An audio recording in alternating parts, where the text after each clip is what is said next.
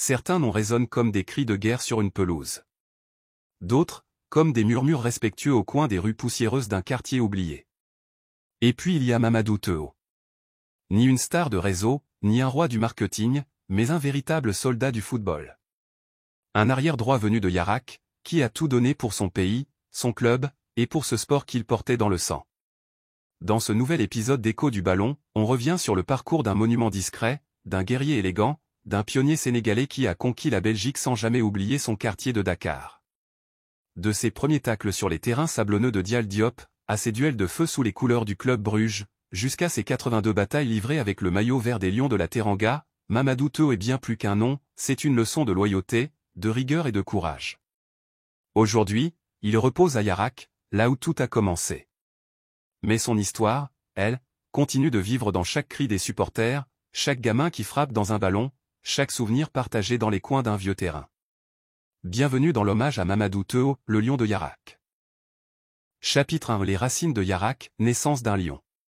C'est à Yarac, un quartier populaire de la commune de Han à Dakar, que tout commence. Loin des projecteurs et des pelouses entretenues à l'anglaise, c'est sur le sable chaud et les terrains improvisés que Mamadou Théo, né le 27 novembre 1959, fait ses premières passes. Là-bas, les enfants ne jouent pas au football pour devenir célèbres. Ils jouent pour respirer. Pour exister. Pour rêver. Yarac, c'est la mer, les rails, les cris des vendeuses de poissons, les conversations animées autour du thé, et les garçons qui taillent des ballons avec des chaussettes enroulées. Mamadou fait partie de cette génération qui a grandi entre la tradition et le modernisme, dans une époque où le football était encore un luxe pour les quartiers populaires. Très tôt, on dit de lui qu'il a le pied juste et la tête froide. Mais ce n'est pas son toucher de balle qui impressionne le plus. C'est sa détermination, son intelligence de jeu, sa capacité à lire les mouvements avant même qu'ils ne se produisent. Défenseur, oui, mais aussi stratège. Il ne tacle pas pour faire mal, il tacle pour rétablir l'équilibre. Son talent brut attire rapidement l'attention des clubs locaux.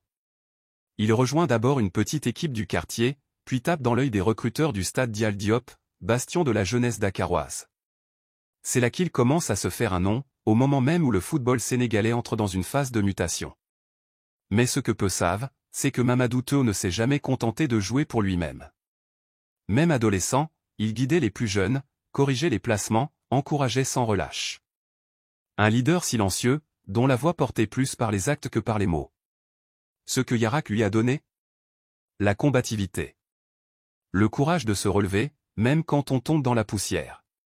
Et un sens de l'honneur forgé dans l'humilité. Ce que Mamadou a donné à Yarac?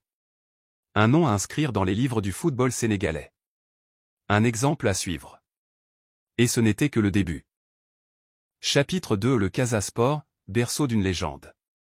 Après s'être aguerri dans les rues de Yarac et sous les poteaux rouillés de Dial Diop, Mamadou Théo prend un virage décisif dans sa carrière, il rejoint le Casa Sport, club phare de la Casamance, région verte et rebelle du sud du Sénégal. Une terre de talent, de passion, et de football rugueux. Nous sommes à la fin des années 70. Le football sénégalais est en pleine effervescence, et le Casa Sport commence à se faire un nom, tenant tête aux mastodontes que sont le Jaraaf et la Jeanne d'Arc. Dans cette équipe, une génération en or se forme, Damba Ramata Ndiaye, Jules-François Bocandé, Tony Colly et Mamadou Théo. Entre 1979 et 1984, Théo s'installe comme un pilier de la défense casamançaise. Il ne brille pas par des gestes spectaculaires. Ce n'est pas un dribbleur, ni un showman. C'est un mur. Un métronome défensif. Un arrière-droit discipliné, qui allie rigueur tactique et sens du collectif. Chaque match est un combat, et lui, il aime les combats. Le Casa Sport, à cette époque, incarne une philosophie, du jeu, du cœur et du caractère. Théo, lui, incarne cette philosophie jusque dans ses os. Il devient une pièce maîtresse dans les confrontations âpres contre les grands clubs de la capitale. À chaque duel contre le Jaraaf ou la Jeanne d'Arc, il livre des prestations de haut niveau, forgeant peu à peu une réputation de défenseur difficile à passer, toujours propre, toujours juste. Mais au-delà du rectangle vert, Mamadou Théo devient aussi un modèle dans le vestiaire. Il est respecté, écouté, parfois craint même, pour son sérieux et son sens du sacrifice. C'est ce qu'on appelle un homme de vestiaire. Le genre qui vous tire vers le haut sans hausser le ton. le genre dont on se souvient longtemps après les dernières minutes jouées. C'est aussi dans cette période que son nom commence à circuler au-delà des frontières sénégalaises. Les recruteurs belges, toujours en veille sur le continent africain, le remarquent. Et en 1984, un nouveau chapitre s'ouvre, bien loin des terres casamançaises. Direction la Belgique. Direction l'Europe. Chapitre 3 au Bruges, la conquête de l'Europe. Alors que la Casamance continue de vibrer aux exploits du Casa Sport, Mamadou Théo fait ses valises. Direction la Belgique. Une terre froide, au stade bien entretenu, aux supporters exigeants, mais surtout, un pays où le football africain est encore observé avec curiosité. Théo n'y va pas pour le confort. Il y va pour écrire l'histoire. Il rejoint le club Bruges, un des monuments du football belge. Et très vite, le jeune Sénégalais impose silence et respect. Il ne parle pas beaucoup, mais ses tacles parlent pour lui. Sa lecture du jeu, sa rigueur, son calme sous pression impressionnent. En quelques mois, il passe du statut de recrue exotique à celui de titulaire indiscutable sur le flanc droit de la défense brugeoise. Pendant 6 saisons, de 1984 à 1990, Mamadou Théo va défendre les couleurs bleu-ozoir avec un engagement total. Il dispute 143 matchs sous les couleurs du club Bruges et inscrit 5 buts, un total modeste, mais symbolique pour un défenseur dont chaque intervention était un geste de confiance pour ses coéquipiers. Les supporters l'adorent. Il n'a pas besoin de projecteurs ni de gestes extravagants pour gagner leur cœur. Ce qu'ils voient, c'est un joueur honnête, généreux, constant. Sur un terrain, Mamadou Théo, c'est un mur. En dehors, c'est un homme d'une simplicité désarmante, qui n'oublie jamais d'où il vient. Et les titres suivent. En 1986, il remporte la Coupe de Belgique, gravant son nom dans le palmarès du club. 2 ans plus tard, en 1988, il touche au sommet, le titre de champion de Belgique. Un moment historique pour lui, pour Bruges, mais aussi pour le football sénégalais, qui voit l'un de ses fils porter haut les couleurs de tout un peuple sur les pelouses européennes. Dans un football encore frileux face aux joueurs africains, Théo brise les stéréotypes. Il montre qu'un défenseur sénégalais peut être une valeur sûre, un leader, une référence. Il devient, sans faire de bruit, une figure emblématique du club Bruges. Une idole tranquille. Mais après 6 saisons intenses, l'heure du changement approche. L'appel de la stabilité, du retour à un rythme plus humain, se fait sentir. Avant de rentrer définitivement au pays, il tentera une dernière aventure belge, à Charleroi. Chapitre 4 Le Sporting de Charleroi et le retour au pays. Après 6 années de loyaux services au club Bruges, Mamadou Théo quitte le stade Jean Bredel avec les honneurs. Légende respectée, professionnel accompli, il aurait pu s'arrêter là. Mais l'homme a encore du jus dans les jambes. Il n'est pas du genre à raccrocher sans avoir tout donné. En 1990, il signe pour le Sporting de Charleroi, un club plus modeste, plus discret, mais avec l'ambition de se stabiliser en Division 1 belge. À Charleroi, il endosse un rôle de grand frère, de guide pour les plus jeunes, et continue d'appliquer sa science du jeu, son calme et sa discipline défensive. Moins exposé médiatiquement, son passage à Charleroi reste marqué par la rigueur et la constance, 2 qualités devenues sa marque de fabrique. Dans un championnat belge toujours physique, Théo tient son rang. Il enchaîne 2 saisons pleines, puis décide de refermer doucement le chapitre européen. Mais pour Mamadou Théo, l'histoire ne pouvait pas se terminer dans un pays froid, aussi reconnaissant soit-il. Il le sait, son dernier tacle, son dernier match, son dernier souffle de footballeur doivent avoir lieu au Sénégal. Là où tout a commencé. Là où son cœur bat plus fort. Il retourne dans son pays natal avec humilité. Pas pour faire le show. Pas pour être applaudi. Mais pour transmettre, conseiller, inspirer. Son retour au Sénégal, à la fin des années 90, se fait sans grand bruit. Et pourtant, dans les rues de Dakar, son nom est murmuré avec respect. Il est de ceux qui ont montré que le rêve est possible. Il revient aussi à Yarak, son quartier, son port d'attache, sa maison de toujours. Là où les gens l'appellent Mamadou tout court, sans besoin de titre. Là où il peut marcher tranquillement sans être importuné, mais salué d'un regard complice. Il n'a jamais oublié d'où il venait. Et c'est peut-être pour ça qu'on ne l'a jamais oublié. Ce retour est plus qu'un simple repli. C'est une boucle qui se referme. Et dans cette boucle, il y a tout, l'enfant aux pieds nus, le guerrier de Casa Sport, le mur de Bruges, le sage de Charleroi, et l'homme, simplement, Mamadou Théo. Chapitre 5. Le soldat des Lions, une carrière internationale marquante. Porteur le maillot vert frappé du Lion ne se résume pas à une sélection. C'est un honneur, un serment, un combat. Et Mamadou Théo, lui, l'a porté 82 fois. Ce chiffre, à lui seul, est une preuve. Une preuve de confiance, de régularité, et surtout de sacrifice pour la nation. Sa première sélection remonte à juillet 1984, à une époque où le football sénégalais se cherche encore. Pas de qualification à la Coupe du Monde, peu de moyens, mais une ferveur immense et une génération en gestation. Théo fait immédiatement sentir sa présence. Calme, solide, discipliné. Le genre de joueur qui rassure toute une défense par sa seule présence. Mais c'est surtout en 1986 que son nom entre dans la mémoire collective. Cette année-là, l'équipe nationale du Sénégal vit un moment historique, la Coupe d'Afrique des Nations au Caire, en Égypte. La génération Caire 86, comme on l'appellera plus tard, devient un symbole d'espoir pour tout un peuple. Dans cette compétition, Mamadou Théo est titulaire indiscutable au poste d'arrière droit. Face à des équipes puissantes comme la Côte d'Ivoire, l'Égypte ou le Cameroun, il ne tremble pas. Il joue avec le cœur, avec la rage tranquille, dans un tournoi où les Lions impressionnent, malgré une élimination en phase de groupe. Ce n'est pas un échec, mais le début d'une ère. 4 ans plus tard, en 1990, il est de nouveau là. Fidèle au poste. Cette fois, l'équipe atteint les demi-finales de la CAN, un exploit pour l'époque. Théo est toujours ce pilier silencieux. Ce roc auquel on se raccroche quand le vent souffle trop fort. Il ne cherche pas la lumière. Il se contente de bloquer celle des adversaires. Durant ces années, les jeunes lions le regardent avec admiration. Beaucoup l'appellent capitaine sans brassard, tant son influence dépasse les consignes tactiques. Il incarne le professionnalisme, l'exigence, le respect du maillot. Et même en dehors du terrain, il veille sur ses coéquipiers. Dans les hôtels, dans les entraînements, il est celui qui rappelle que porter le vert, c'est porter les espoirs de tout un peuple. Quand il raccroche les crampons, le Sénégal entier perd un soldat du foot, mais gagne une figure légendaire. Un modèle. Un nom que les anciens prononcent avec fierté, et que les jeunes, s'ils ne le connaissent pas encore, devraient apprendre. Car on ne construit pas l'avenir sans honorer ceux qui ont pavé le chemin. Chapitre 6. Une étoile au service du football sénégalais. Il y a des carrières qui s'arrêtent au coup de sifflet final.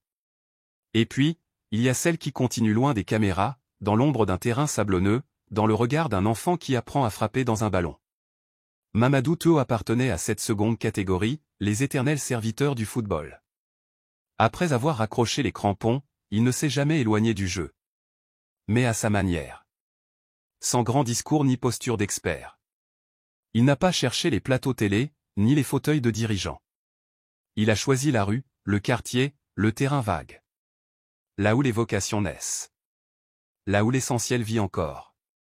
On le voyait parfois à Yarak, assis à l'ombre d'un arbre, regardant les jeunes jouer. Il ne s'imposait jamais. Il observait. Et quand il parlait, les mots étaient rares, mais pesaient lourd, contrôle avant de lever la tête, ne regarde pas ton adversaire, regarde le ballon, ou encore, fais le bon geste, pas le plus beau. Ce genre de phrases qui construisent des joueurs, mais surtout des hommes. Certains racontent qu'il a coaché des petites équipes locales sans jamais exiger de salaire. D'autres qu'il offrait ses conseils aux jeunes espoirs du quartier, leur parlant de rigueur, d'humilité, d'endurance. Il était un livre vivant du football sénégalais, ouvert à qui savait écouter. Dans un pays où beaucoup oublient d'où ils viennent une fois la gloire atteinte, Mamadou Théo est resté fidèle à ses racines. Il a refusé les lumières pour mieux transmettre sa flamme. Pour lui, le football n'était pas une fin, mais un langage. Une culture. Une manière d'éduquer. On dit qu'il avait le regard dur, mais le cœur immense. Que lorsqu'un jeune était perdu, il savait le remettre sur les rails, simplement en lui racontant ce qu'il avait vu en Europe, ce qu'il avait vécu avec les Lions, ce qu'il avait appris de la vie. Il n'a jamais voulu qu'on lui érige une statue. Mais il a planté des graines, et celles-ci continuent de pousser. Dans chaque arrière droit sénégalais rigoureux. Dans chaque joueur qui joue avec le cœur, pas avec l'ego. Dans chaque éducateur qui croit encore que le football peut être une école de vie. Mamadou Théo n'a jamais quitté le football. Il l'a simplement rendu à ceux qui en avaient le plus besoin. Chapitre 6. Une étoile au service du football sénégalais. Il y a des carrières qui s'arrêtent au coup de sifflet final. Et puis, il y a celles qui continuent loin des caméras, dans l'ombre d'un terrain sablonneux, dans le regard d'un enfant qui apprend à frapper dans un ballon. Mamadou Théo appartenait à cette seconde catégorie, les éternels serviteurs du football. Après avoir raccroché les crampons, il ne s'est jamais éloigné du jeu. Mais à sa manière. Sans grand discours ni posture d'expert. Il n'a pas cherché les plateaux télé, ni les fauteuils de dirigeants. Il a choisi la rue, le quartier, le terrain vague. Là où les vocations naissent. Là où l'essentiel vit encore. On le voyait parfois à Yarac, assis à l'ombre d'un arbre, regardant les jeunes jouer. Il ne s'imposait jamais. Il observait. Et quand il parlait, les mots étaient rares, mais pesaient lourd, contrôle avant de lever la tête, ne regarde pas ton adversaire, regarde le ballon, ou encore, fais le bon geste, pas le plus beau. Ce genre de phrases qui construisent des joueurs, mais surtout des hommes. Certains racontent qu'il a coaché des petites équipes locales sans jamais exiger de salaire. D'autres qu'il offrait ses conseils aux jeunes espoirs du quartier, leur parlant de rigueur, d'humilité, d'endurance. Il était un livre vivant du football sénégalais, ouvert à qui savait écouter. Dans un pays où beaucoup oublient d'où ils viennent une fois la gloire atteinte, Mamadou Théo est resté fidèle à ses racines. Il a refusé les lumières pour mieux transmettre sa flamme. Pour lui, le football n'était pas une fin, mais un langage. Une culture. Une manière d'éduquer. On dit qu'il avait le regard dur, mais le cœur immense. Que lorsqu'un jeune était perdu, il savait le remettre sur les rails, simplement en lui racontant ce qu'il avait vu en Europe, ce qu'il avait vécu avec les Lions, ce qu'il avait appris de la vie. Il n'a jamais voulu qu'on lui érige une statue. Mais il a planté des graines, et celles-ci continuent de pousser. Dans chaque arrière droit sénégalais rigoureux. Dans chaque joueur qui joue avec le cœur, pas avec l'ego. Dans chaque éducateur qui croit encore que le football peut être une école de vie. Mamadou Théo n'a jamais quitté le football. Il l'a simplement rendu à ceux qui en avaient le plus besoin. Chapitre 7 Yarac, la boucle bouclée. Il y a des destins qui ressemblent à des cercles parfaits. Celui de Mamadou Théo en est un. Parti de Yarac, il aura foulé les pelouses de Bruges, affronté les meilleurs d'Afrique, ému les foules européennes, pour finalement revenir là où le football lui a soufflé ses premiers rêves. Yarac, Anne, entre mer et poussière, est bien plus qu'un quartier. C'est un village dans la ville, une communauté tissée de regards, de solidarité, de secrets partagés sous les arbres. Et Mamadou, lui, y est toujours resté et Mamadou, pas Monsieur Théo, pas la star, juste le frère, le voisin, l'exemple. Quand la maladie commence à l'atteindre, il ne cherche ni l'exil, ni la discrétion dans une villa reculée. Il reste à Yarac. Il continue de saluer les anciens, de croiser les jeunes, de s'asseoir là où il s'était assis des dizaines d'années plus tôt en regardant le ballon rouler. Il voulait partir comme il avait vécu, parmi les siens. Le 1er septembre 2019, la nouvelle tombe. Mamadou Théo s'est éteint chez lui, dans la nuit, après un long combat silencieux contre la maladie. Il avait 59 ans. Pas un mot dans les tabloïds internationaux. Mais dans Yarac, dans Dakar, dans Ziguinchor, dans Bruges même, le silence s'est imposé. Un silence respectueux. Un silence lourd de souvenirs. Ses funérailles ont lieu à Yarac, au cimetière du quartier. Pas besoin d'un cortège royal, les gens viennent d'eux-mêmes. D'anciens coéquipiers, de jeunes supporters, de simples voisins, de ceux qui l'ont connu, de ceux qui l'avaient juste entendu. Tous unis par le respect d'un homme qui n'a jamais triché. Certains racontent qu'au moment de l'inhumation, un léger vent s'est levé, comme un dernier souffle du joueur qui courait le long de la ligne de touche. D'autres diront que ce sont des légendes. Mais à Yarac, on sait reconnaître la grandeur dans la discrétion. Mamadou Théo n'était pas un roi, mais un digne fils du peuple. Il est parti comme il a vécu, debout, fier, vrai. Et dans ce quartier aux 1000 voix, son nom ne mourra jamais. Chapitre 8 L'héritage d'un pionnier. On parle souvent des héros qui marquent les époques, des stars qui remplissent les stades, des buteurs qui lèvent les foules. Mais dans chaque grande histoire, il y a des bâtisseurs. Des pionniers. Des hommes qui ouvrent les chemins, non pas pour s'y asseoir en premier, mais pour que d'autres puissent y marcher plus loin. Mamadou Théo faisait partie de ceux-là. À une époque où les joueurs sénégalais peinaient à s'exporter, où le football africain était vu avec condescendance, lui a prouvé que la rigueur, la loyauté et le talent pouvaient s'imposer sans tapage, sans scandale, sans extravagance. Il n'était pas là pour faire le show. Il était là pour faire le travail. Et il l'a fait. Aujourd'hui encore, son nom est cité dans les académies sénégalaises, dans les causeries d'avant-match, dans les souvenirs d'anciens. Pas pour ses buts, il était défenseur. Pas pour sa gloire, il fuyait la lumière. Mais pour l'exemple qu'il représentait. Celui d'un joueur complet, d'un homme droit, d'un professionnel humble. Au club Bruges, son nom reste dans la mémoire collective. Il fait partie de ces Africains qui ont marqué le club avant que ce soit tendance. Il a été un ambassadeur du Sénégal, bien avant que les projecteurs ne s'intéressent à Sadio Mané ou Kalidou Koulibaly. Il était un maillon essentiel dans cette chaîne invisible de transmission entre les générations. Il n'a jamais réclamé de reconnaissance. Mais ceux qui savent, savent. Et c'est ça, le vrai héritage.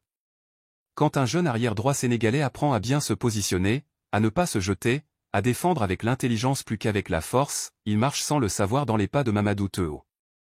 Les Lions de la Teranga moderne lui doivent une part de leur ADN.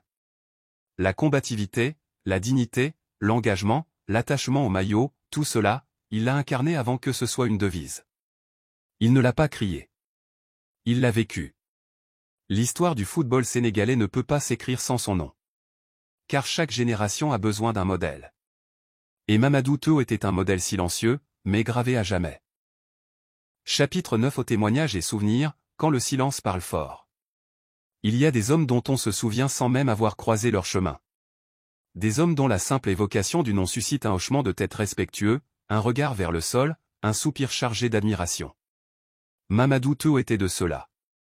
Et ce sont les mots des autres qui, aujourd'hui, racontent peut-être le mieux sa grandeur. À Yarak, lorsque son nom est prononcé, les conversations s'arrêtent une seconde. Les plus vieux posent la main sur leur cœur. Les jeunes demandent. C'était qui Mamadou Théo? Et les anciens répondent simplement. Un homme bien. Damba Ramata Ndiaye, ancien coéquipier au Casa Sport, confiait un jour dans une émission de radio locale. Mamadou, c'était le genre de joueur qui ne parlait pas beaucoup, mais quand il te regardait après une erreur, tu savais que tu devais faire mieux. Il n'avait pas besoin de crier. Il te transmettait l'exigence par le regard. À Bruges, les supporters les plus âgés se souviennent de ce défenseur sénégalais venu d'un continent encore méconnu, et qui s'est imposé par son calme et sa régularité.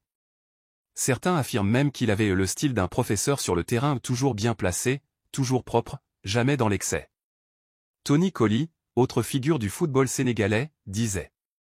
Il faisait partie de ces gars discrets qu'on ne remarque pas tout de suite, mais si tu enlèves Mamadou de l'équipe, tout s'écroule. Dans les rues de Dakar, un vendeur ambulant qu'il avait vu jouer en 1986 murmure. Je ne connaissais pas son prénom. Pour moi, c'était juste le mur de droite. C'est comme ça qu'on l'appelait dans mon quartier. Personne ne passait par là. Mais ce sont peut-être les gestes silencieux qui en disent le plus long. Un adolescent qui dépose une fleur sur sa tombe. Une photo encadrée dans une petite échoppe de tailleur. Un gamin qui dit à son père. Quand je joue arrière droit, je suis Mamadou Théo. Parce que l'héritage ne vit pas seulement dans les trophées ou les statistiques. Il vit dans les souvenirs, les valeurs transmises, et dans la dignité avec laquelle on se retire. Mamadou Théo n'a jamais cherché les projecteurs. Et aujourd'hui, les projecteurs se tournent vers lui, non pas pour ce qu'il a dit, mais pour ce qu'il a laissé. Chapitre 10 que le Firdo soit sa demeure, l'hommage d'une nation. Il n'y a pas eu de minute de silence dans les grands stades européens. Pas de discours télévisés, ni de flashs spéciaux sur les chaînes internationales. Et pourtant, le 1er septembre 2019, c'est un PAN de l'histoire du football sénégalais qui s'est effondré. Silencieusement. Dignement. À l'image de celui qui venait de tirer sa révérence. Mamadou Théo s'est éteint chez lui, à Yarak, à l'âge de 59 ans, après une longue maladie combattue avec ce même calme, cette même force intérieure qu'il mettait sur un terrain. Pas de plainte. Pas d'alerte. Juste la discrétion d'un homme qui a toujours vécu à contre-courant du bruit. Et pourtant, les hommages ont fleuri. Partout. Spontanément. Les anciens lions de la Teranga ont publié des mots simples, mais pleins d'émotion. Les supporters du Casa Sport ont ressorti les vieux clichés d'équipe. À Bruges, une poignée de fidèles ont glissé son nom parmi ceux des grands oubliés qu'on n'aurait jamais dû oublier. Au Sénégal, des radios locales, des voix du peuple, des éducateurs, des passionnés, Tous sont tenus à rappeler qui il était. Un bâtisseur. Un guerrier loyal. Un pilier sans bruit. Un modèle sans artifice. Le Casa Sport, son premier vrai foyer footballistique, lui rend hommage lors d'un match local, minute de silence, t-shirt à son nom, et une banderole toute simple. Merci Mamadou Théo. Tu as ouvert la voie. À Yarak, le cimetière s'est rempli comme un stade populaire. Pas d'uniforme, pas de drapeau. Juste des gens, des proches, des anciens du quartier, des inconnus venus dire merci. Des gens venus lui rendre ce qu'il a donné sans jamais rien demander en retour. Dans les prières du soir, les voix s'élèvent. Que Allah lui ouvre les portes du Firdo. Et peut-être que là-haut, dans ce jardin éternel, il observe un petit terrain poussiéreux, quelque part à Dakar. Il voit des enfants jouer. Il en reconnaît un, poste arrière droit, qui défend avec rage mais sans brutalité. Il sourit. Mamadou Théo n'est plus là. Mais son esprit court encore. Écho du ballon vous remercie d'avoir partagé ce moment de mémoire. À ceux qui ont fait vibrer nos cœurs, offert leur sueur à notre drapeau, et donné leur silence à la grandeur. Merci.